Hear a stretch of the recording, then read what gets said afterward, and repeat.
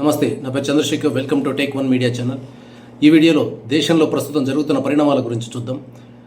ఒక అద్భుతం జరిగింది ఈ దేశంలో. 12 సంవత్సరాలుగా ఈ దేశ ప్రజల్లో గూడు కట్టుకొని ఉన్న అగ్నిగోళం బద్దలైంది. జంజీ రూపంలో మోడీకి దిమ్మ తిరిగి బొమ్మ కనపడింది. ఆయన్ని వణికిపోయేలా చేసింది. ఇంకో 10 రోజులు కనుక ఈ ధర్మేంద్ర ప్రధాన్ను రాజీనామా చేయించుకున్న ఉండింటే దేశమంతా అట్టుడికిపోయేది. పరిస్థితి చేయి దాటిపోతుందని తెలిసి తప్పనిసరి పరిస్థితుల్లో, విధి లేని పరిస్థితుల్లో ధర్మేంద్ర ప్రధాన్ చేత రాజీనామా చేయించారు. కానీ ఆ చేసిన టైంలో కూడా ఆయన మాట్లాడిన మాట ఎంత దారుణంగా ఉందంటే, ఈ దేశంలో విద్యార్థులు వీళ్ళందరూ దేశద్రోహంగా యాంటీ నేషనల్స్గా మారుతున్నారు, అలాంటి పరిస్థితిని తప్పించాలనే ఉద్దేశంతో రాజీనామా చేస్తున్నానని చెప్పాడు ఆయన. ఎంత దుర్మార్గం చూడండి. వీళ్ళ లూటీని, వీళ్ళ అరాచకాన్ని, వీళ్ళ అజ్ఞానాన్ని మనం ప్రశ్నిస్తే చాలు.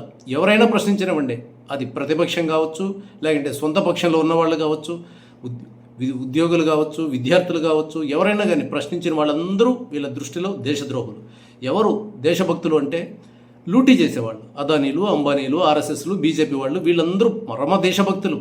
ఎంత లూటీ చేస్తే అంత దేశభక్తి అనమాట వీళ్ళ దృష్టిలో. బీజేపీ వాదనను గోడి మీడియా విపరీతంగా సమర్థిస్తూ వస్తుంది. ఎక్కడ దేశంలో ఎంతటి ఘోరం జరిగినా సరే అది బీజేపీకి అనుకూలంగా ఉంటేనే గ్లోరిఫై చేస్తుంది. అననుకూలంగా లేకపోతే ప్రతికూలంగా బీజేపీకి నష్టం చేకూర్చే విధంగా ఉంటే గోడి మీడియా మొత్తం, ఇంక్లూడింగ్ తెలుగు మీడియా, ఆంధ్రజ్యోతి కానివ్వండి, సాక్షి కానివ్వండి, ఈనాడు కానివ్వండి, టీవీ ఛానల్ కానివ్వండి, ఏవైనా కానివ్వండి, అందరూ కూడా ప్రధాన మీడియా మొత్తం బీజేపీ కనుసన్నల్లో ఉంది. భయం కారణంగా ఉంది, అందులో డౌట్ ఏం లేదు. మీడియా మోదీని కనుక ప్రశ్నిస్తే వేట కుక్కలను వదులుతారనే విషయం తెలుసు. సిబిఐ, ఈడీ, ఐటీ లాంటివన్నీ వదులుతారనే తెలుసు. కానీ ఏం జరుగుతుందంటే అవసరానికి మించి సరెండర్ అవుతున్నారు. మోదీ వంగమంటున్నాడు, వీళ్ళు ఏమంటున్నారు, మేము వంగం, మేము దేకుతాం, మీ బూట్లు నాకుతాం అన్నట్టుగా మాట్లాడుతున్నారు. ఎంత దుర్మార్గానికి ఒడగడుతున్నారండి. దేశంలో ప్రతిపక్ష నేత మాట్లాడితే, ప్రతిపక్ష నేత 100 మంది ఎంపీలకు ప్రాతినిధ్యం వహిస్తున్న వ్యక్తి మాట్లాడుతుంటే ఆయనకు కనీస మాత్రంగా చోటు ఇవ్వరు మీడియాలో. ఆయన ఒకరిని గల్లీ లీడర్ కింద ట్రీట్ చేస్తారు. ఎంత దుర్మార్గమైనది. మీడియా ఇట్లాగే వ్యవహరించిందా?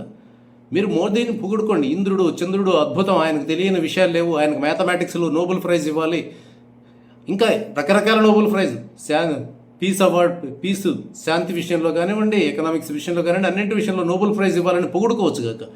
కానీ ప్రతిపక్ష నేతలు మాట్లాడుతుంటే వాళ్ళకి స్పేస్ ఇవ్వకపోతే మీడియా అనేది ఎంతకంటే దుర్మార్గం ఉంటుందా? పైగా సోషల్ మీడియా విస్తారంగా ఉంది.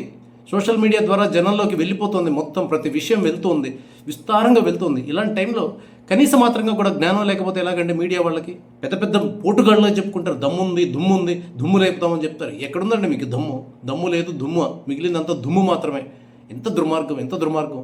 మీడియాని జంతర్ మంతర్ వద్ద పోస్టర్ పెట్టారు. టెర్రరిస్టుల కంటే ఘోరం ఈ మీడియా వాళ్ళని. ఈ దేశానికి అతిపెద్ద శత్రువు మీడియా అని. ఇంతకంటే అవమానకరమైన విషయం మీడియా సంస్థలకు ఉంటుందండి? ఇంత దుర్మార్గానికి పాల్పడుతుంటే ఇంకా శుద్ధులు చెప్తున్నారు రాధాకృష్ణ గారు. ఎందుకంటే మీ శుద్ధులు? జేపీ నువ్వు పక్క, బీజేపీ నేతలు విష్ణువర్ధన్ లాంటి వాళ్ళని నువ్వు పక్క సంకలో పెట్టుకొని జనానికి నీతులు చెప్తారా, శుద్ధులు చెప్తారా? అర్థముందా ఏమన్నా మీరు మాట్లాడుతున్న దాంట్లో? మీరు రాస్తున్న రాతల్లో ఏమి లూటీ అండి?